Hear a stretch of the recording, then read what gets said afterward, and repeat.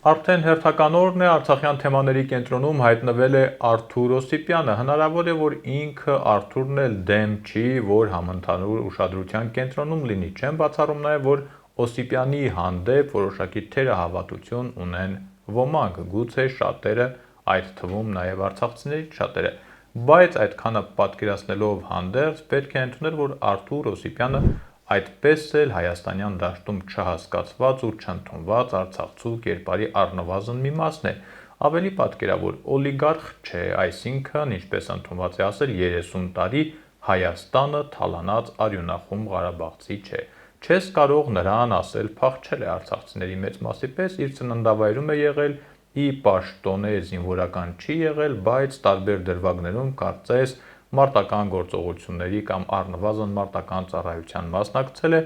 կամ որպես կամավոր, կամ որպես պահեստազորային, իսկ որ չի զոհվել, հավանաբար ավելի շատ պատահականություն է, ինչպես տասնյակ հազարավոր արցախցիների դեպքում կարող ենք ասել։ Այդ դեպքում ինչու ուշադրության կենտրոնում հայտնվեց հենց ինքը Արթուրը, այս հարցին քիչ հետո կվերադառնանք, մինչ այս թեմայով ամենաթարմ նորություններից 1-2-ը հիշեցնեմ, հայաստանյան 1.5 տասնյակ հասարակական կազմակերպություններ և իրավապաշտպաններ հանդես են եկել Արթուր Օսիպյանի պաշտպանությամբ, նրանք դիմել են Եվրոպայի խորհրդի մարդու իրավունքների հանձնակատարին, միջազգային կազմակերպություններին ու դիվանագիտական առաքելություններին, հրատապ ուշադրություն հրավիրելով քաղաքացիական ակտիվիստ Արթուր Օսիպյանի կալանավորման վրա, նրանք պնդում են, որ Օսիպյանի նկատմամբ քրեական հետապնդումն ու կալանքը քաղաքական դրդապատճառներ ունեն և կոչ են անում դիմել Հայաստանի Հանրապետության կառավարությանը, պահանջելով նրան անհապաղ ազատ արձակել և երաշխավորել նրա հիմնարար իրավունքները։ Այս թեմայով նորություններն այսքանով չեն սահմանափակվում։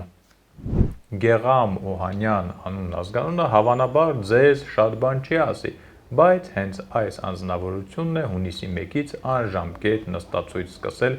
Բաղրամյան պողոտայում Արթուր Օսիպյանին ազատ արձակելու պահանջով։ Թեման ի դեպ շարունակում է մնալ հրատապ, քանի որ Արթուր Օսիպյանը արդեն հերթական օրը շարունակում է հացադուլը։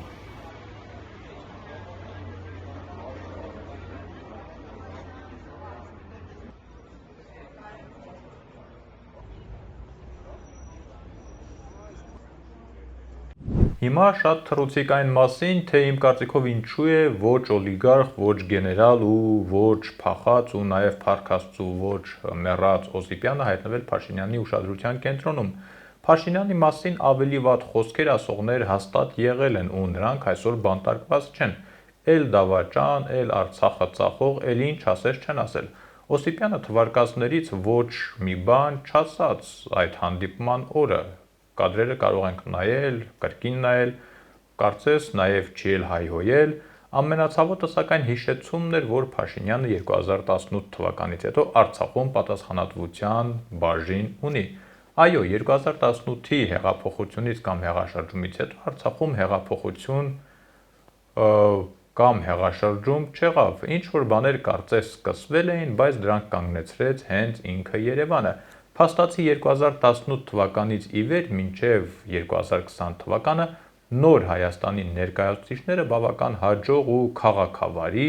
համագործակցում էին հին Հայաստանի անթաքույց ներկայացուցիչները հանդիսացող Արցախի իշխանությունների հետ։ Սա գաղտնիք չեմ բացում, ի վերջո Արցախի նախկին ղեկավարներից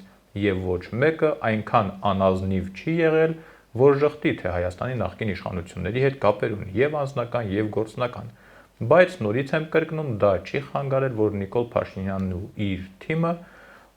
հետաձգել, ավելի ճիշտ բացառեն Արցախում կտրուկ փոփոխություններ և աշխատեն հենց նրանց հետ։ Ես չեմ ասում դա լավ է կամ վատ է, ոչ դատավոր եմ, ոչ դատախազ, առավել ևս ոչ էլ որևէ մեկի փաստաբանը, բայց հետևությունն ակնհայտ է, եթե այն, ինչ քիչ առաջ ասացի, ճիշտ է, իսկ դա իսկապես այդպես է, ապա Փաշինյանն ու իր թիմը պատասխանատու են Արցախում թե առաջնագծում և թե ներքին քաղաքական դաշտում կատարված ամեն ինչի համար։ Եթե ոչ առաջին պատասխանատուն, ապա առնվազն անուղղակի պատասխանատուն են։ Ու եթե այսօր Փաշինյանը իրեն իրավունք է տալիս շարքային արցախցուն հարցնի ինչու չի զոհվել, պետք է քաջություն ունենա ու ինքն էլ ասի, թե ինչու Հայաստանը իր բնորոշմամբ նախկիններից ազատելուց հետո Արցախը ամբողջությամբ թողեց անփոփոխ վիճակում ու Բաքվում գտնվող գերված ղեկավարների չափ առնվազն արցախցիները իրենց պատուհասած ռազմական, քաղաքական ու բարոյական աղետների համար իրավունք ունեն պատասխան պահանջել նաև Փաշինյանից։ Եթե 2018 թվականից հետո Արցախում եղել է վատ կառավարում, կոռուպցիա, թալան, ապա դրա առնվազն անուղղակի պատասխանատուն եղել է նաև Փաշինյանը, առնվազն եղել է տեղյակ, թե ինչ է կատարվում։ Շահրամանյանի նախագահ դառնալու պատմությունը դեռ թողնենք մի կողմ, հույս ունեմ, որ այդ պատմության բոլոր հերոսները մի օր հայրենիքում կլինեն ու յուրաքանչյուրը պատասխանատվության իր բաժինը կընդունի։ Ես դեռ խոսում եմ մինչև Սամվել Շահրամանյանի նախագահության շրջանը,